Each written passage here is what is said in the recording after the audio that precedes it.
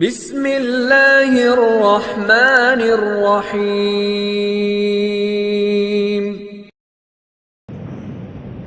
لا حول ولا قوة إلا بالله العلي العظيم.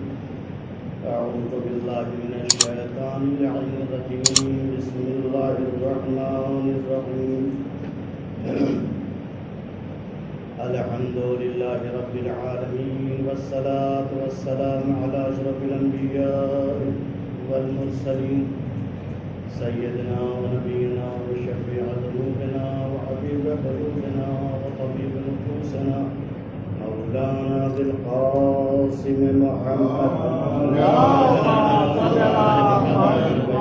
الطاهرين المعصومين المظلومين المنتجبين، ولعنة الله على أعدائهم وغاصب حقوقهم ومنكر فضائلهم وعطشهم أجمعين من ليلتنا هذه إلى قيام يوم الدين. أما بعد، فقد قال رسول الله صلى الله عليه وآله وسلم: إن الحسين مصباح الهدى وسفينة النجاة، ومن ركبها نجا ومن تعلق عنها غرق وهوى.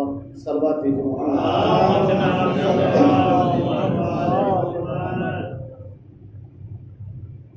حضرات، ہمارے اور آپ کے آخری نبی حضرت محمد مصطفیٰ صلی اللہ علیہ وسلم، ان کے اس قول کو اور ان کی اس حدیث کو آپ حضرات کی خدمت میں کئی دنوں سے اس کے سلسلے میں کچھ باتیں مختصر سے وقت میں عرض کی جاتی ہیں۔ رسول اکرم کی حدیث اور ان کا کہنے کا مقصد تو حدیث سے ظاہر ہے کہ انسان کو صحیح راستے پر لانا اور انہیں نجات دلانا، تاکہ آخرت میں کم سے کم ان لوگوں کو کہ جو اہل بیت علیہ السلام سے یا امام حسین علیہ السلام سے وابستگی رکھتے ہیں، ان کا دامن اپنے ہاتھوں میں پکڑے ہوئے۔ حدیث کے جملے کہ حسین ہدایت کا چراغ اور نجات کا سفینہ، دیکھیے یہ سب باتیں سمجھنے کی اور سمجھانے کی، اسی لیے یہ الفاظ استعمال کیے جائیں، اور الفاظ کا ایجاد ہی اسی لیے ہوا تاکہ انسان اپنے مطلب کو کسی کے سامنے رکھے اور کسی کی بات کو سمجھ لے، جسے کہا جاتا ہے افہام و تفہیم، سمجھنا اور سمجھانا، وہ الفاظ کے ذریعے سے ہوتا ہے۔ تو یہ الفاظ جو رسول اکرم نے استعمال کیے ہیں، مانی بات ہے کہ نہ وہ چراغ ہیں، نہ وہ سفینہ ہیں، نہ وہ ناؤ ہیں، نہ وہ کشتی ہیں، وہ ایسی نورانی ذات کا نام ہے کہ جو ان تمام چیزوں سے پرے ہے۔ کشتی اور چراغ، انہیں کیا ضرورت ہے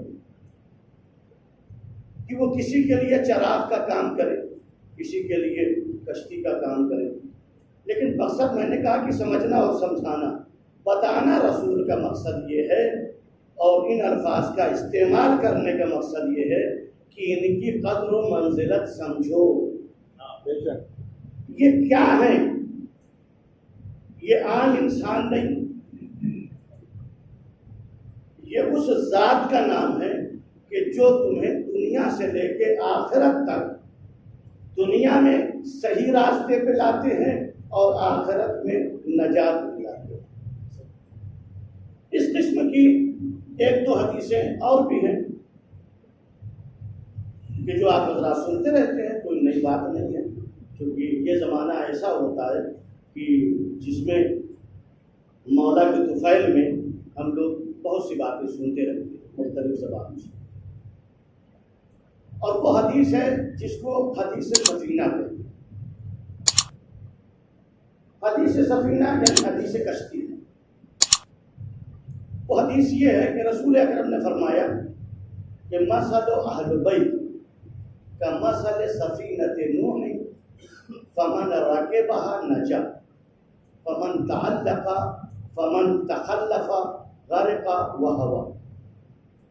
ہم اہل بیت کی مثال اس نوح کی کشتی جیسی ہے کہ جیسے اس کشتی میں جو لوگ سوار ہوئے نجات پا گئے اور جنہوں نے چھوڑا وہ غرق ہو گئے، ایسے ہی مثال ہم اہل بیت کہ اگر ان سے متمسک رہو گے، وابستگی رکھو گے تو نجات پا جاؤ گے، انہیں چھوڑ دو گے تو ہلاک ہو جاؤ گے، یعنی نہ یہاں کہیں کے رہو گے نہ وہاں کہیں کے رہو گے۔ ایک حدیث اور آپ کو یاد دلاتے ہیں۔ حدیث کا مقصد یہ نہیں ہے کہ ہمیں کتنا یاد ہے، یاد اور حافظے کو نہیں بتانا کہ اس مفہوم کی جو حدیثیں ہیں وہ اسی بات پہ دلالت کرتی کہ اہل بیت علیہ السلام سے جو بھی متمسک رہے گا نجات اس کے لیے طے۔ الفاظ کا استعمال رسول اکرم یا کوئی اور امام جیسے بھی کرے، لیکن مقصد یہی ہوتا ہے کہ اگر ہم دنیا سے لے کے آخرت تک نجات کی ذمہ داری لیتے ہیں تو اس کو نبھاتے ہیں۔ ہمارے آپ کے چھٹے امام یہاں پہ یہ بات آ گئی، چونکہ یہ جملہ زبان پہ آ گیا کہ جس چیز کی ذمہ داری لیتے ہیں اس کو نبھاتے ہیں۔ ایک شخص سفر کرنے کے لیے آمادگی رکھتا تھا، امام کی بارگاہ میں آیا۔ اچھا پہلے بین کو یہ لاکر اور یہ فلاں اور یہ سسٹم وغیرہ نہیں، تو امام کے پاس آیا، اس نے کہا کہ مولا ہم سفر پہ جا رہے ہیں، یہ ہماری کچھ امانت ہے، کچھ رقم ہے، آپ اسے رکھ لیجئے اور میرے لیے مناسب ایک مکان مدینے میں خرید دیجیے گا۔ وہ ایک ذمہ داری وکالت اور اختیار دے رہا ہے، اس رقم میں جو میرے لائق، جو میری مناسبت، میری نسبت جو صحیح ہو، ایک مکان آپ خرید لیجیے گا میرے لیے، جب میں سفر سے آؤں تو بیانہ اور رجسٹری آپ مجھے دے دیجیے گا اس مکان کی۔ تو امام نے کہا کہ ہاں کوئی بات نہیں، جو تمہارے مناسب ہوگا وہ مکان ہم تمہارے لیے خرید کر دیں گے۔ البتہ امام نے اتنا ضرور پوچھا کہ اگر ہم تمہارے لیے آخرت کا مکان خرید دیں تو کیسا ہے؟ بہت اچھا۔ ہم لوگ کبھی کبھی ایسے مسئلے میں چھوٹی رقم اور بڑی رقم کو دیکھتے ہیں کہ مثلا یہ اتنے میں ہوگا اتنے میں نہیں ہوگا، اور پرسوں غالباً میں نے یہ بات کہی تھی کہ اللہ کی نظر میں، اسلام کی نظر میں، دین کی نظر میں، شریعت کی نظر میں کمیت معیار نہیں ہے، کوانٹیٹی معیار نہیں ہے، بلکہ کیفیت معیار، کوالٹی معیار۔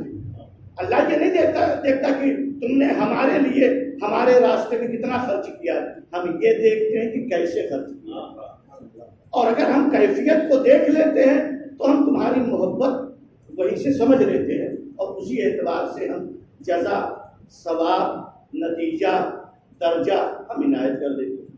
تو امام نے یہ سوال کر دیا، اچھی بات نہیں، اگر آپ آخرت کے لیے، تو خیر وہ سفر پہ چلا گیا، اور جب سفر سے واپس آیا تو کہا کہ آقا وہ بیانہ دے دیجیے، کیونکہ ہم لوگ اسی لیے کہتے ہیں کہ اہل بیت جنت کے ذمہ دار ہیں۔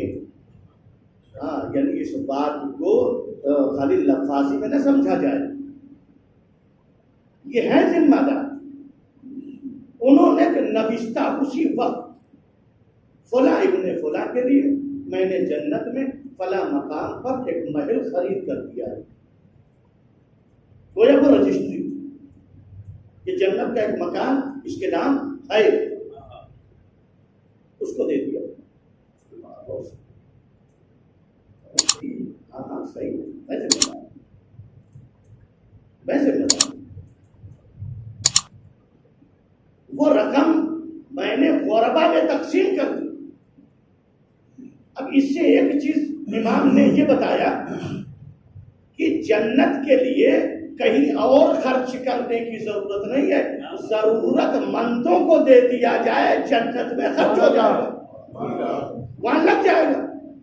نوشتہ دے دیا، چلا گیا اپنی اہلیہ کو، اپنے بچوں کو اس نے جمع کیا. کہا دیکھو یہ نوشتہ تحریر ہے، جب ہم مرے تو ہمارے کفن کے ساتھ میں یہ پرچہ رکھ دیں. اور اس کے نیچے بھی لکھا ہوا تھا، مانی بات ہے کہ جو ذمہ داری لے رہا تھا اس کا سب اس کا نام لکھا.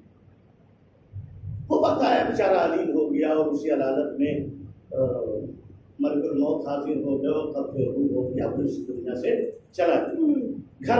گھر والوں کو، بیوی بچوں کو یہ یاد تھا کہ بھائی تم نوشتہ اس کا نہ رہنے پائے، چھوٹے نہ، لہذا کفن کے ساتھ میں وہ پرچہ بھی رکھ دیا گیا. اب رکھ دیا گیا. دیکھیے یہاں پر میں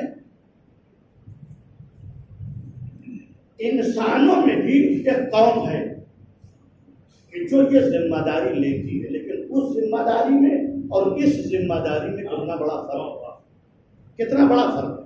اور وہ قوم کون ہے؟ بوروں کا نام آپ نے سنا ہوگا، کھوجے اور بورے. بوروں کے یہاں یہ دستور ہے کہ ان کے یہاں جب تک جو وہ عامل کہتے ہیں، عام بورے جو ہیں، اپنے مولانا کو ہم لوگ مولانا کہتے ہیں، وہ کہتے ہیں عامل. جب تک وہ عامل کے یہاں پیسہ نہیں جمع ہو جاتا وہ یہ تحریر نہیں لکھتا کہ اس کو جنت میں مکان دے دیا گیا، یعنی ایک مکان اس کے لیے اتنی رقم میں خرید کر دیا گیا، تو وہ پرچہ رکھا جاتا ہے. لیکن اس پرچے میں اس پرچے میں فرق کیا ہے؟ دیکھیں بولے لکھتے اور تواتر کے ساتھ ہے، ان کے یہاں یہ چیز رائج ہے، اور بغیر اس کے عامل کے مولانا کے لکھے مردہ دفن نہیں ہو سکتا. وہ ایک پائی وصول لیتی. ہمارے یہاں کا مولوی نہیں جو بیچارہ کہہ بھی نہ سکے کہ آپ نے پیسے کم دیے. ایک پائی جب تک وصول، پورا رجسٹر ہوتا ہے، بھائی کھاتا وہ پورا نکال لیتا ہے، جیسے جاتا ہے بھائی دفن کرنے کی اجازت ہے تو پورا حساب کرو، پہلے پورا حساب کرو.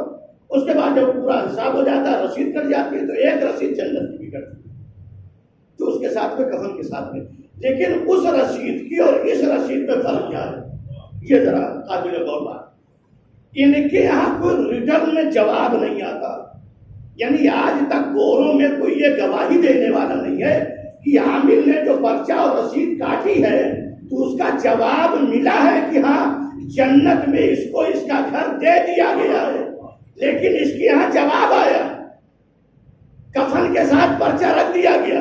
دوسرے دن جب اہل خانہ قبر پہ فاتحہ پڑھنے کے لیے گئے تو اوپر ایک پرچہ اور ملا قبر کے کہ امام صادق نے جس چیز کا وعدہ کیا تھا فرشتے نے اس وعدے کو پورا کر دیا ہے.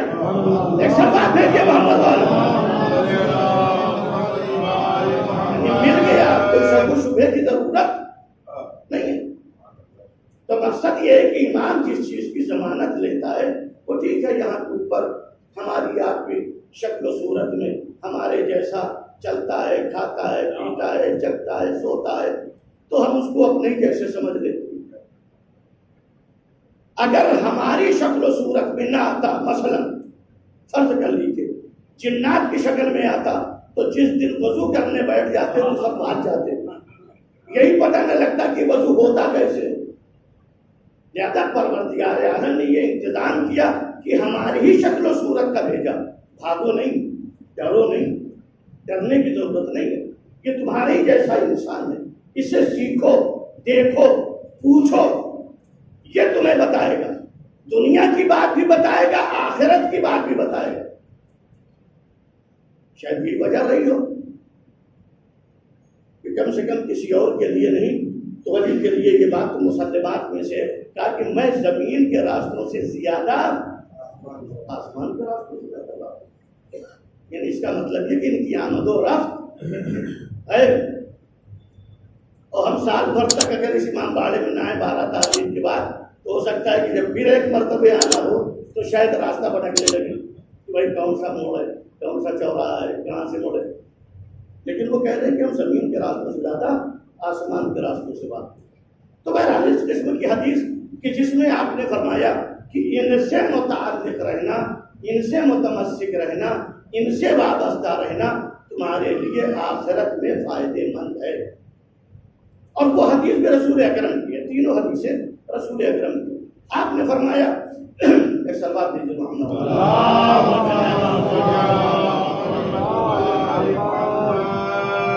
آپ نے فرمایا کہ خلق الانبیاء من اشجار شتى، تمام انبیاء مختلف درختوں سے پیدا کیے ہوئے. کیا درخت میں صلاحیت ہے؟ تو ہمارے یہاں جو بھگوان اور کوئی دیوتا راجا ہے کہ یہ ایسے پیدا ہو گیا، وہ ایسے پیدا ہو گیا. نہیں، یہ تشبیہ. خلق الانبیاء من اشجار شتى، مختلف درختوں سے پیدا کیا گیا تمام انبیاء. یہ نبی کریم ارشاد فرمائے خلقنی وعلی من شجرۃ واحدہ انا وعلی من نور واحد. ہم کو اور علی کو ایک درخت سے پیدا کیا گیا. فانا اصلها وعلی فرعها، ہم اسی درخت کے تنے ہیں اور علی اس کی شاخیں ہیں. الحسن والحسین اسمارها، حسن اور حسین اسی درخت کے پھل ہیں. واشیاؤنا اوراقها، ہمارے شیعہ اسی درخت کے پتے ہیں. فمن تعلق بها، جس کے لیے کہ زحمت میں نے آپ حضرات کو دی، فمن تعلق بها نجا، جو بھی اس درخت سے جو بھی اس درخت سے وابستہ رہے گا وہ نجات پائے گا. فمن زاغ عنها غرق وهوى، جو اس درخت سے دور ہو جائے گا وہ غرق ہو جائے گا اور ہلاک ہو جائے گا. ایک سلوات دے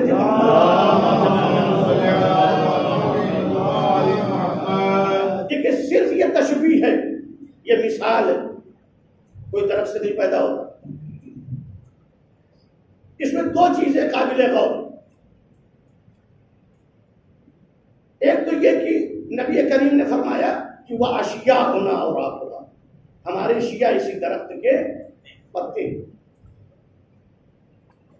اچھا، اگر کوئی پتا اپنی شاخ سے جوڑا تو تعجب کی کس بات میں؟ اگر پتا اس شاخ سے نہیں جوڑے گا تو کون جوڑے گا؟ لیکن آپ نے اس کے بعد یہ کیا فرمایا کہ فمن تعلق بها، نہیں، جو بھی اس سے وابستہ رہے گا وہ نجات پائے گا. اب اس میں بہت زیادہ طولانی دینے کی ضرورت نہیں، بس ایک دو مثال عرض کر دیں کہ آج کل نرسری نے بہت زیادہ ترقی کر دیا، تو ہم آپ بھی جانتے ہیں. اور وہ ترقی یہ ہے کہ جس درخت کے لیے بہت بڑی زمین چاہیے تھا، چھوٹی زمین میں سما جاتا ہے. اور کبھی کبھی تو ایسا ہوتا ہے کہ ایک گملے میں آ جاتا ہے. جو 20 سال بعد پھل دیتا تھا وہ 4 سال میں پھل دینے لگا. یعنی یہ ترقیاں ہیں نرسری کی اور ہماری اور آپ کے علوم کی. کیوں بھائی 20 سال کا انتظار، 4 سال، بڑی زمین کی جگہ چھوٹی زمین. تو اور بھی تو چینجنگ ہونی چاہیے، بدلاؤ تبدیلیاں اور بھی ہونی چاہیے. جب آپ نے اتنی ترقی کر دیا ہے تو کم سے کم آپ یہ بھی کر کے دکھا دیجئے کہ امرود کے پیڑ میں کیلے کا پتا لگا دیجیے، آم کے پیڑ میں امرود کا پتا لگا دیجیے. اسی طریقے سے ہر ایک کو آپ بدل دیجئے، پتہ لگا کہ امرود لگا ہوا ہے اور پتا کیلے کا ہے، آم لگا ہوا ہے پتا امرود کا ہے. اسی طریقے سے ہر درخت. تو شاید جواب یہ دے کہ جن لوگوں نے یہ ترقی کی ہے کہ دیکھیے سب ہو سکتا ہے لیکن یہ بدلاؤ نہیں ہو سکتا. کیوں نہیں ہو سکتا؟ کہ اگر اس کا بدلاؤ اس صورت میں ہوگا جیسے آپ کہہ رہے ہیں تو اس کے شناخت کا طریقہ بدل جائے گا. یعنی ایک شناخت نہیں رہے گی. جو بھی جب ہم پہچانتے ہیں کہ بھائی امرود کا پتا ہے تو امرود ہی پھلے گا، जामुन का पत्ता है तो जामुन फलेगा, आम का पत्ता है तो आम फलेगा। पेड़ पत्ते से पहचाना जाता है, फल तो साल में आती, फल तो साल में आते। हम 24 घंटा घर में आंख खुली, बाहर निकले, देखा पेड़ पे नजर पड़ी, अच्छा पतझड़ का जमाना हो गया, तब भी पहचान लिया कि आम का पेड़ है, तब भी पहचान लिया ये कैथे का पेड़ है, ये बेल का पेड़ है, ये अमरूद का पेड़ है, क्योंकि बचपन से देखते चले आ रहे हैं। फल पहचानते हैं, पत्तों को भी पहचानते हैं कि ये पेड़ किस चीज का है। अगर हम बदलाव कर देंगे, फर्ज कर लिया जाए, तो शिनाख्त खत्म हो जाएगी, शिनाख्त खत्म हो जाएगी। अगर दरख्तों की शिनाख्त खत्म हो जाए तो ना फल पहचाना जाए, ना पेड़ पहचाना जाए। बस इसी तरीके से का अशिया होना और हमारे शिया पत्ते हैं, पत्ते देखे जाएंगे तो हम पहचाने जाएंगे। सलवात भेजिए मोहम्मद,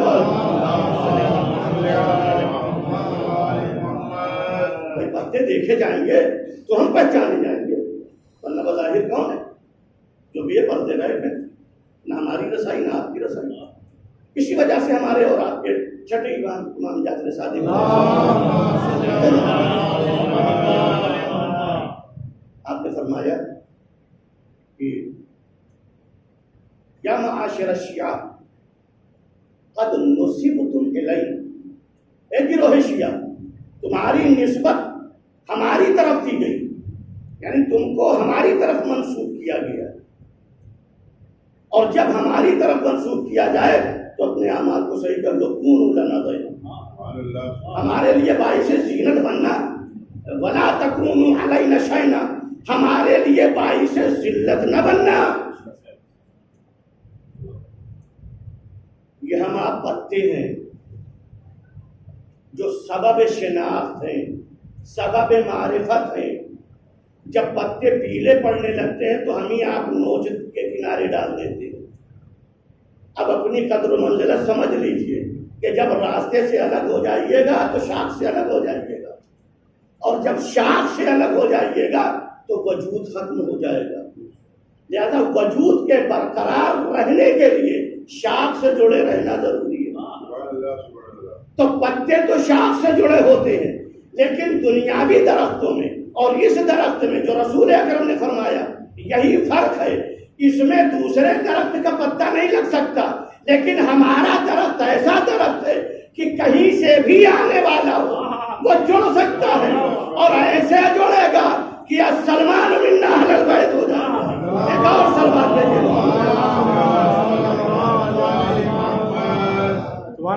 जैसे नजात जुड़ने में, मुतमस्सिक होने में, तो लिहाजा जो हदीस रोज़े अव्वल से वो इमाम हुसैन अलैहिस्सलाम, और इमाम हुसैन अलैहिस्सलाम का सिलसिला भी एक ऐसा सिलसिला है कि जो क़यामत तक है। मैंने नहीं देखा,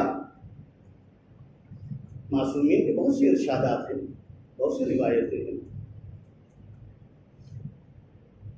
सारे मासूम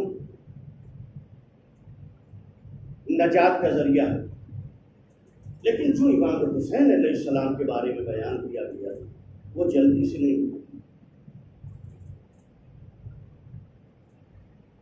उनमें से तमाम रिवायात में से एक रिवायत जो रसूल अकरम की है, और नाकिल कौन है आप ये देखें, नाकिल है उम्मुल मोमिनीन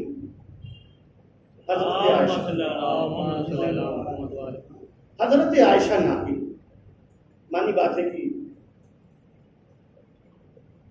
एक तो रसूल की हदीस, और उसकी नाकिल अगर दुश्मन हो तो और ज्यादा हो, और वो भी घर की।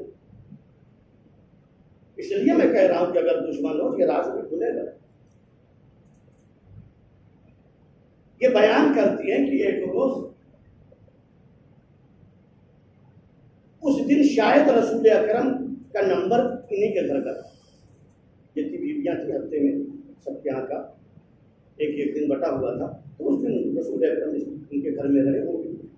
तो ये फरमाती हैं और कहती हैं कि मैंने देखा कि हुसैन दौड़े दौड़े आए,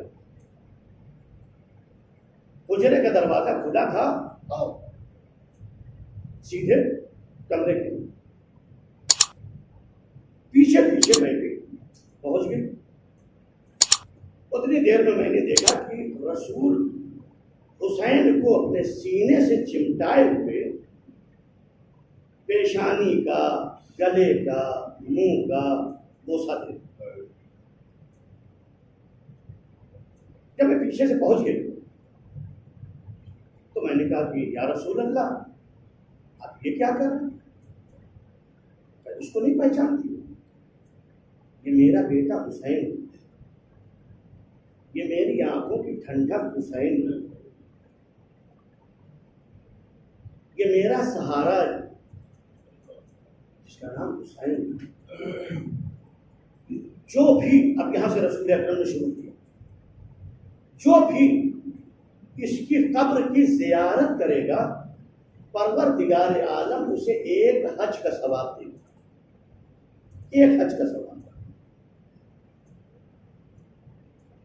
ہمارا آپ کا کیا ہوا نہیں، رسول اکرم نے بیان کیا ایک حج کا ثواب، یعنی رسول اکرم اس حج کی بات کر رہے ہیں کہ جو بارگاہ خداوندی میں قبول شدہ ہو، اس ایک حج کا ثواب اس زائر کو ملے گا جو حسین کے قبر کی زیارت کرے۔ اب ام المومنین کہتی ہے کہ میں نے جواب میں رسول اکرم سے کہا اس حسین کی قبر کی زیارت ایک حج کا ثواب؟ رسول نے فرمایا 2 حج کا ثواب، 2 حج کا ثواب۔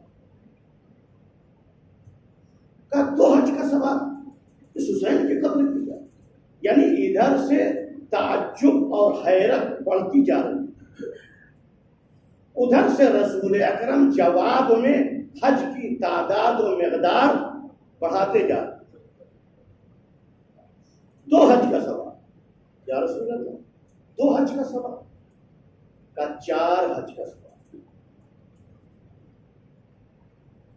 یا رسول اللہ، یہ اس کی قبر کی زیارت کا ثواب 4 کا 8 حج کا ثواب۔ جیسے جیسے تاریخ میں لکھا جا رہا ہے 8 حج کا ثواب۔ جتنا حیرت اور تعجب ہو رہا ہے رسول اکرم جشن تعداد ڈبل کرتے جا رہا کا 16 حج کا ثواب۔ اب 16 کے بعد رسول نے ڈبل نہیں کیا، کا 16 حج کا ثواب کا 45 حج کا ثواب، کا 45 حج کا رسول اس بچے کی قبر کی زیارت، حسین کے قبر کی زیارت 45 حج کا ثواب۔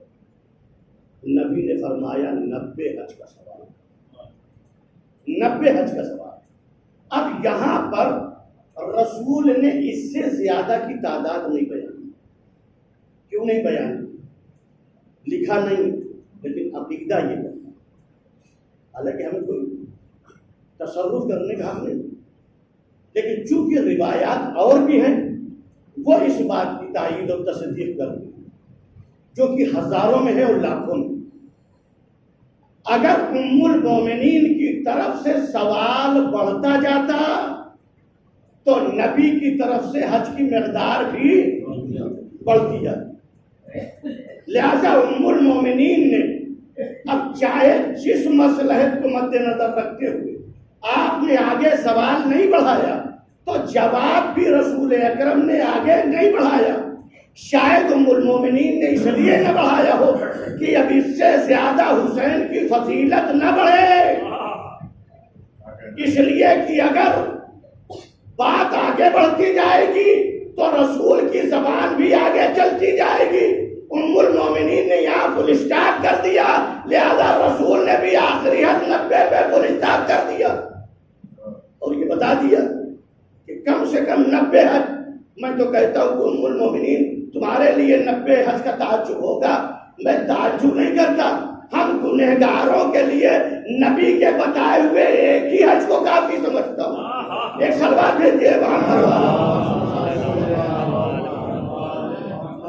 ہمارے آپ کے لیے ایک ہی حج کافی ہے جو قبول شدہ ہو، اس لیے بھی جاننے کی تمہیں ایسی باتیں اعمال کے سلسلے میں کہ کسی کا ایک سجدہ قبول ہو جائے تو زندگی سرخرو ہو جاتی ہے، کسی کے ایک نکاح قبول ہو جائے تو زندگی سرخرو ہو جاتی ہے۔ اسی طریقے سے ایک رکوع اگر قبول ہو جائے پروردگار عالم کے، پھر اس بات کو کہہ دوں پروردگار دل کی گہرائی سے محبت کو دیکھتا ہے، یہ نہیں دیکھتا کہ کتنا کر رہے۔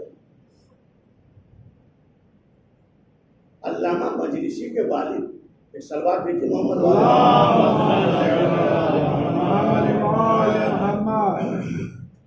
وہ بھی مجلسی اول کہلاتے تھے۔ ان کے ایک دوست تھے، ان دونوں میں معاہدہ ہوا، بس گفتگو کی آخری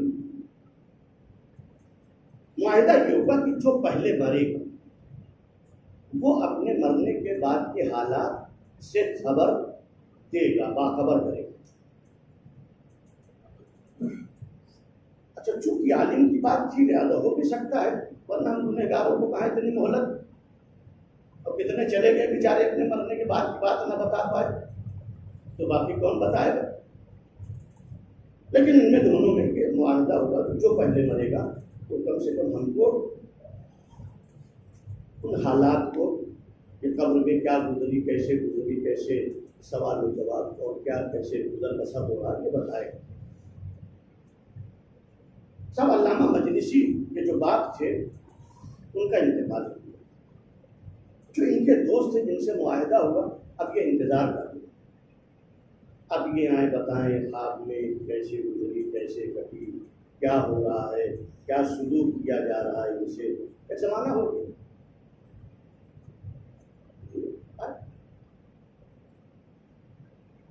ایک مدت گزرنے کے بعد ایک دن خواب میں وہ ان کے آئے،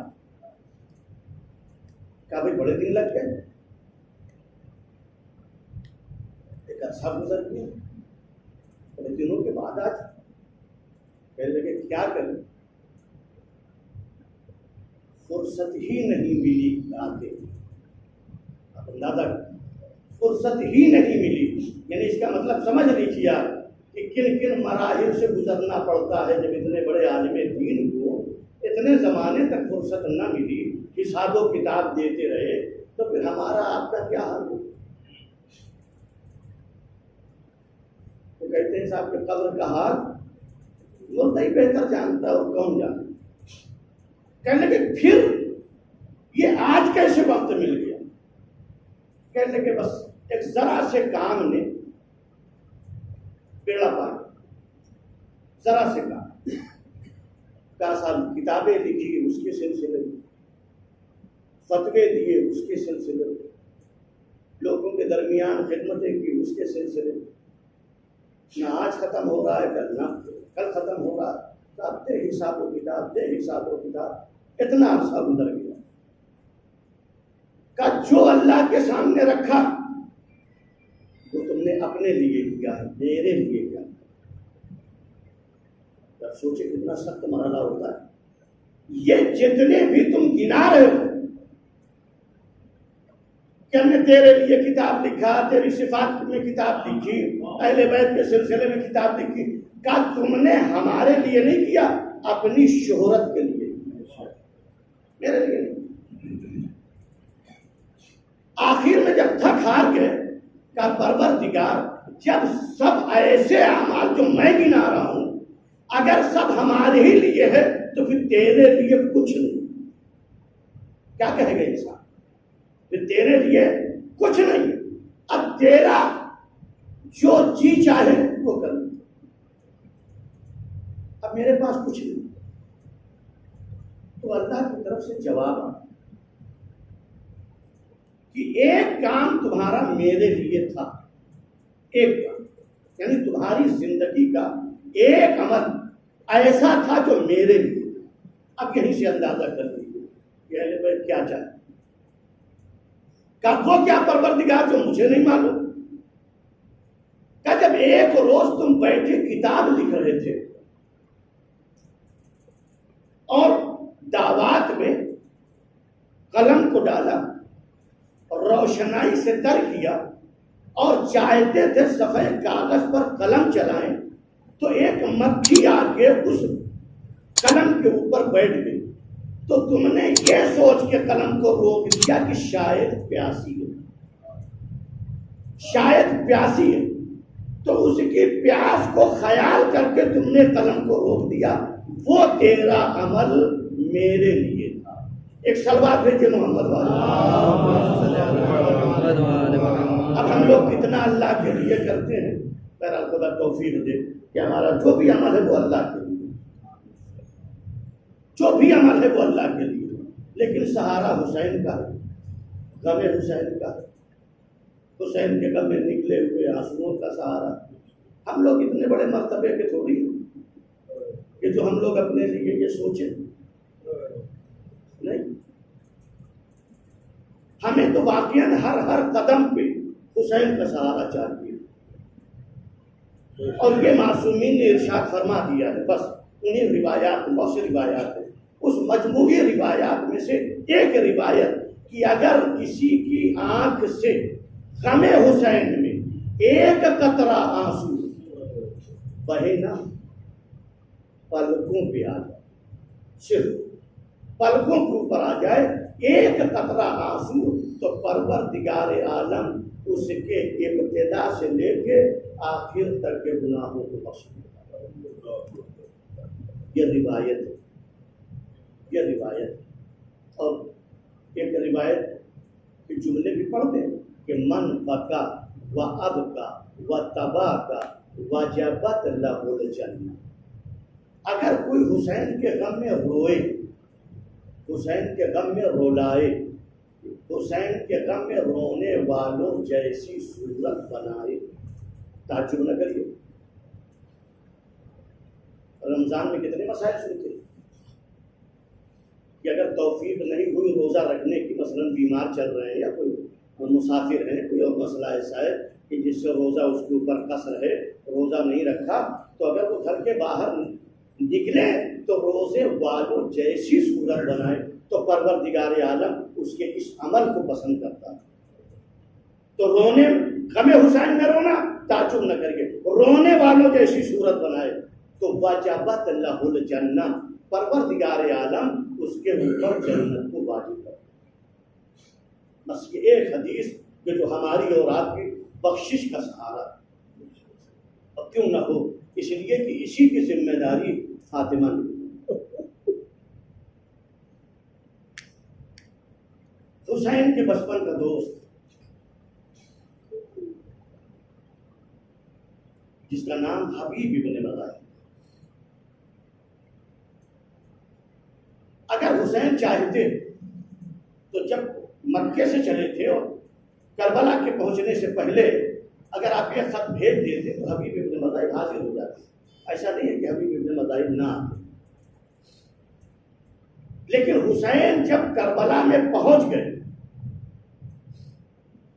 اور کب حبیب ابن مظاہر کو خط لکھا؟ جب جناب زینب نے ایک روز سوال کیا کہ لشکر یزیدی میں اضافہ ہو رہا ہے، آج پتہ لگا کہ اتنے ہزار کا لشکر آیا، آج اتنے ہزار کا لشکر آیا، تو ایک مرتبہ زینب تڑپ کے بھیا کے پاس آئی ہے، حسین کہ آپ کا کوئی چاہنے والا نہیں ہے کہ کسی آپ کو یاد ہے کربلا میں جو آپ کی مدد کرے؟ حسین نے کہا یہ بہن زینب، ہاں بچپن کا دوست حبیب ابن مظاہر ہے، میں ابھی اسے خط بھیج کے بلاتا ہوں۔ شاید اسی دن کا حسین انتظار کر رہے تھے کہ جب بہن کا دل تڑپے گا اور کثرت افواج دشمن دل دہلے گا تو زینب سوال کرے گی، تو فاطمہ کی بیٹی زینب کو تسلی کیسے دی ہے؟ لہذا جب جناب زینب نے کہا، فرمائش کی، تو کہا میرے بچپن کا دوست حبیب ابن مظاہر ہے، میں خط بھیجتا ہوں۔ حسین نے بھی عجیب و غریب طریقے سے خط لکھا، من حسین ابن علی الی الرجل الفقیہ حبیب ابن مظاہر۔ دیکھیں، پہلی سند اگر کسی معصوم نے غیر معصوم کو فقیہ ہونے کے دی ہے تو حسین نے حبیب ابن مظاہر کو دیا، اور فقیہ اس کو کہتے ہیں کہ جو حالات اور صورت کو دیکھ کے، کیفیت کو دیکھ کے سامنے والے کو جزا کا مستحق بنا دے، اسے کہتے ہیں فقیہ۔ خط کس کو لکھا؟ حبیب ابن مظاہر، آیت اللہ نہیں، مرجع نہیں، لیکن حسین نے فقیہ لکھا۔ کیوں لکھا؟ جب قاصد خط لے کے پہنچا، جب الباب ہوا، حبیب ابن مظاہر اس وقت دسترخوان پہ بیٹھے، اٹھ کے آئے، کون؟ انا برید الحسین، میں حسین کا قاصد ہوں۔ باہر آئے، خط لیا، سر پہ رکھا، آنکھوں سے لگایا، بوسہ دیا، چاک کیا، حسین کی طرف سے لکھا ہوا ہے، اے حبیب ابن مظاہر، مجھے تمہاری مدد کی ضرورت ہے، میں لشکر یزیدی میں گھر چکا ہوں، تم جتنی جلدی ہو سکے ہمارے تک پہنچ جاؤ، اس لیے کہ ہمیں سخت ضرورت ہے تمہاری مدد کی۔ بس جیسے ہی حبیب ابن مظاہر کو پڑھا، خاموشی سے خط کو رکھا اور دسترخوان پر جا کے بیٹھ گئے۔ زوجہ نے پوچھا کون تھا؟ کیا حسین کا قاصد تھا؟ کیا قاصد تھا تو کچھ لکھ کے بھیجا ہوگا، کہاں ہے خط بھیجا ہے، کیا لکھا ہے؟ کیا حسین کو میری مدد کی ضرورت ہے، نصرت کے لیے بلایا ہے، کیا چاہ رہا ہے، کیا سوچ رہا ہے؟ کیا مجھے تیرے اوپر افسوس ہوتا ہے کہ میری مرنے کے بعد، میری شہادت کے بعد تو بیوہ ہو جائے گی، کیسے زندگی بسر کرے گی؟ کیا تجھے افسوس نہیں ہوتا؟ مجھے تو تعجب ہے کہ بچپن کا دوست حسین مدد کے لیے بلائے اور تو میری بیوگی کے اوپر حیرت کرتا ہے، افسوس کرتا ہے۔ ارے یہ لے چوڑیاں تو پہن، میں جاتا ہوں حسین کی، میں جاتی ہوں حسین کی مدد کے لیے۔ یہ حبیب ابن مظاہر چاہتے تھے کہ جو ثواب و درجہ مجھے ملے وہی میری زوجہ کو بھی ملے، اس لیے کہ زوجہ کے جذبات یہ بتا رہے ہیں کہ اگر مرد ہوتی تو حسین کی مدد کے لیے جاتی، لہذا اس ارادے کے اوپر حبیب سمجھ گئے کہ اب میری زوجہ کو بھی اسی شہادت کا درجہ ملے گا جو مجھے ملے گا۔ خادم کو بھیجا، کیا سواری لے کے چلا جا، میرے گھوڑے کو لے کے چلا جا، فلاں جگہ میرا انتظار کر۔ چونکہ حالات اچھے نہیں تھے، سازگار نہیں تھے، لہذا چھپتے چھپاتے حبیب ابن مظاہر جب اس جگہ کے اوپر پہنچا تو دیکھا کہ وہ خادم گھوڑے کے گلے سے لپٹا ہوا رو رہا ہے۔ گھبرانا نہیں، اگر حبیب نے دیری کر دی تو ہم سوار ہو کے حسین کی مدد کے لیے چلیں گے۔ جیسے ہی حبیب نے خادم کی زبان سے یہ فقرے سنے، تڑپ گئے، کہا حسین کو مدد کی اتنی ضرورت ہے کہ آج خادم بھی اپنی جان قربان کرنے کے لیے تیار ہے۔ حبیب ابن مظاہر کربلا پہنچ گئے۔ کوفے کی طرف سے اڑتی ہوئی دھول نظر آئی، کہا عباس دیکھو میرے بچپن کا دوست آ رہا ہے، علی اکبر میرے بچپن کا دوست آ رہا ہے، جاؤ استقبال کے لیے جاؤ، اسے میرے پاس لے آؤ۔ استقبال ہوا، جیسے ہی علی اکبر ہو جناب عباس کو دیکھا، گھوڑے سے اپنے کو نیچے گرا دیا کہ آج یہ وقت آ گیا ہے، ایسا وقت آ گیا ہے کہ جس کے استقبال کے لیے اب حسین کا بھائی عباس جیسا اس کا استقبال کرے۔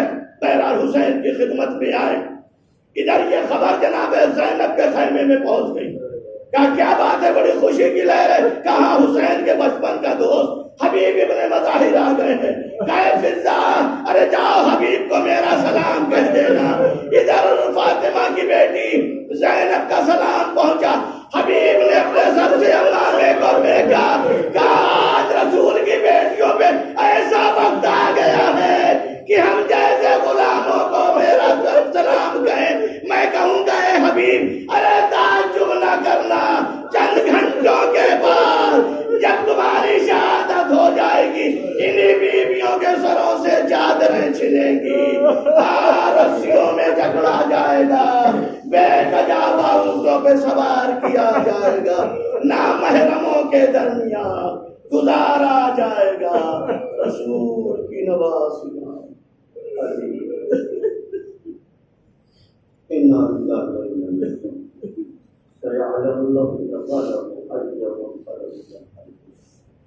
پروردگار کے بہترین سب کے ہمارے اس مختصر سے اعمال کو قبول کرے۔ حاضرین کے دل مراد پروردگار حاضرین جو مریض ہے بیماری کا بلا کی سب کے ان کو شفا عطا کرواتی ہے۔ پروردگار کورونا مرض سے تمام انسانوں کو نجات عنایت فرما اور جو مریض ہو چکے ان کو شفا عطا کرواتی ہے۔ فرما پروردگار اس بیماری اور اس مرض کی وجہ سے جو بے روزگار ہو گئے انہیں روزگار عنایت فرما، جو روزگار سے انہیں ترقی عنایت فرما، پروردگار کے وقت زیارات کو مشتاق اور ان کی زیارات کو مشرف فرما، پروردگار دشمنان اہل بیت کو نیز محفوظ فرما، امام زمانہ کے بہت تعجیل فرما اور ہم لوگوں کو ان کے آبان میں شمار فرما۔